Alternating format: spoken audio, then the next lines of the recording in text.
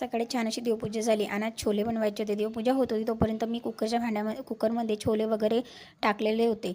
छोले शिजत होते तोपर्यंत इकडे लगेच मसाला वगैरे काढून घेतला. एक कांदा, अर्धा टोमॅटो वगैरे आणि नंतर सगळं काही मिक्सरच्या भांड्यामध्ये वाटून घेतलं. छान असा मसाला वाटून झाल्यानंतर त्याच कुकरमध्ये छोले वगैरे काढून घेतल्यानंतर तेल टाकलं, एक तेजपान टाकलं आणि नंतर सर्व काही मसाला टाकला.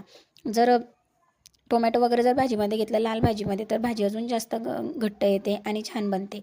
तर नंतर मिरची पावडर वगैरे टाकली, थोडासा हिंग आणि नंतर छान असा थोडासा मसाला होऊ दिला, कारण कांदा कच्चा असल्यामुळे छान थोडा वेळ जास्त होऊ दिला. त्याच्यानंतर जे काही छोल्यांचं पाणी होतं तेच पाणी टाकून घेतल्यानंतर छोले वगैरे टाकले. त्याच्यानंतर छान अशी कोथिंबीर गार्निश केली, मीठ वगैरे टाकलं आणि साईडला छोले शिजत होते तोपर्यंत पोळ्या वगैरे बनवून घेतल्या.